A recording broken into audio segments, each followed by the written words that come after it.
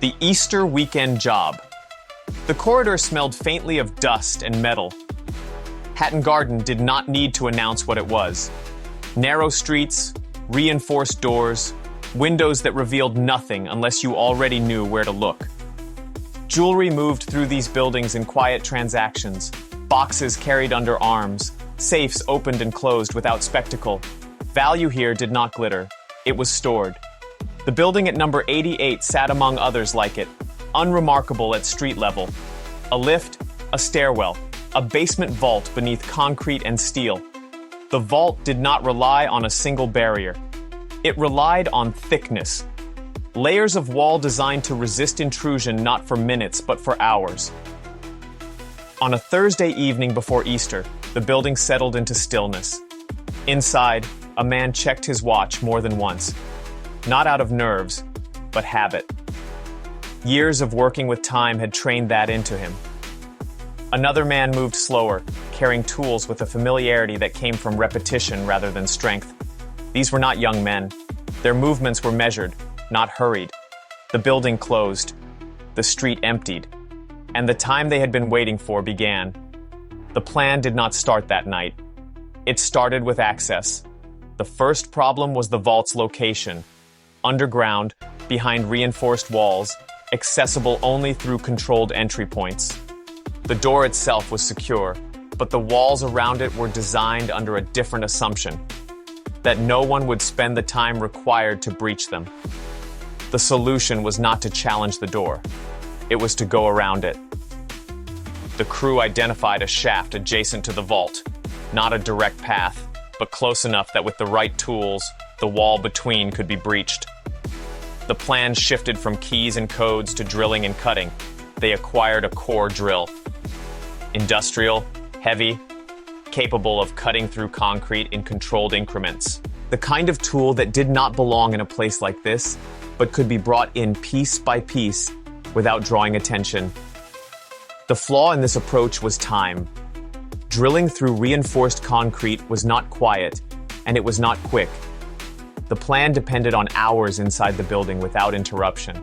The long weekend provided that window, but only if nothing else intervened.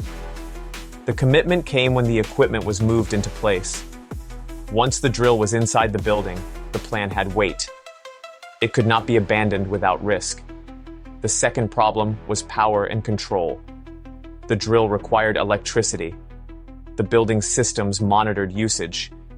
Any sudden spike could draw attention if someone checked the logs or if the system flagged irregular activity. The solution was to manage the power draw carefully, to operate in intervals, to avoid patterns that would stand out against the building's normal consumption. What was said among the crew as they tested this has never been confirmed, but the method that followed showed a willingness to adapt, to stop and start, to work in segments rather than continuous force. The flaw remained. Each stop introduced delay. Each delay extended the time inside the building. The plan relied on patience, but patience increased exposure. The commitment was final when the first hole was marked. And then it happened. Entry began with familiarity. The door opened as expected. No alarms, no resistance. The crew moved through the building with the confidence of men who had been there before. The tools were assembled in the shaft. The drill positioned against the wall that separated them from the vault. Beat 1. The drill engaged. A low vibration at first, then a steady, mechanical grind. The sound carried through the shaft, contained but present. The bit pressed into concrete, carving a circle that would take time to complete. The action was slow, controlled. The men worked in shifts, managing the equipment, clearing debris, checking alignment. The complication came from the building itself. A system triggered, not the alarm they expected, but one that responded to the activity. The police were alerted. The decision under pressure was not to run. They stopped. They waited. When officers arrived, they checked the building. Doors, corridors, nothing out of place. The crew remained hidden, silent. Their work paused. The drill cold. The officers left. Status check.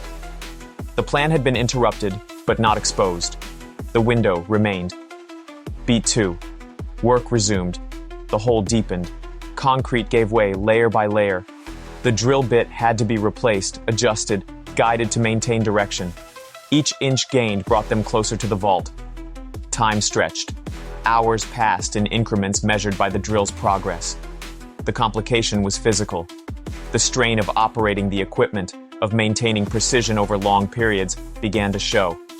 Movements slowed. Checks became more frequent.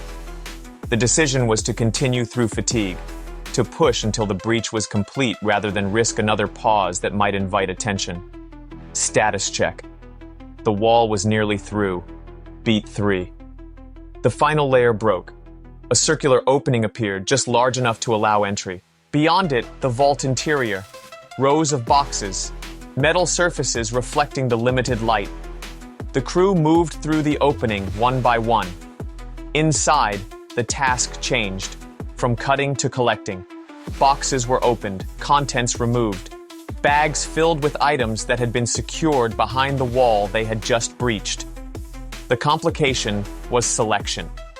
There was no time to evaluate each box fully. Choices had to be made quickly, based on what could be accessed and carried. The decision was to take broadly, to prioritize quantity over certainty. The value would be sorted later. Status check. The bags were filling. The vault was being emptied in sections. Beat 4. The exit. The crew retraced their path through the shaft, carrying bags that now held the result of days of work. The drill remained. The hole in the wall remained. The action required less precision now, but still control. The building had not yet reopened. The window was closing. The complication was weight. The bags slowed movement, increased the time required to exit fully. The decision was to carry as much as possible in a single operation, to avoid returning once the building reopened. Status check. The crew left the building with the contents. It was done, but the plan could not hold. The flaw activated in the simplest way. The hole. It remained. When the building reopened after the holiday, the discovery was immediate. The vault wall breached, boxes opened, contents missing. The realization spread quickly. This was not a forced entry through the door. It was a deliberate path through the structure itself. The response moved outward, from the vault to the building, from the building to the people who had been inside it during the window when the crime could occur. The irreversible point had already passed. The crew had left. The goods were gone. When the investigators arrived, they entered through the same corridor, the same shaft. The first evidence reveal came from the breach itself, the precision of the drilling, the size of the opening. The implication was not of a sudden act, but of sustained effort. Hours of work in a controlled environment. The investigative response focused on who could operate such equipment, who could bring it in, who could remain inside without raising suspicion. The second evidence reveal came from surveillance. Cameras had recorded movement, not the act itself in the vault, but the presence of individuals entering and leaving the building during the relevant period. Faces, patterns, times. The implication connected the physical evidence to specific individuals, known offenders, men with histories that aligned with the method. The response moved to arrests, not all at once, not all involved, but enough to begin reconstructing the crew. Some of the stolen items were recovered. Several members of the group were arrested and convicted. Their involvement established through evidence gathered in the weeks after the heist. Others remained outside the reach of immediate arrest, and portions of what had been taken were never returned. The case left behind a change in how vaults like this were secured, not only at the door, but in the walls that surrounded them. The final image is not of the valuables, but of the circular hole in the concrete, cleanly cut, leading into a space that had been assumed to be unreachable. End.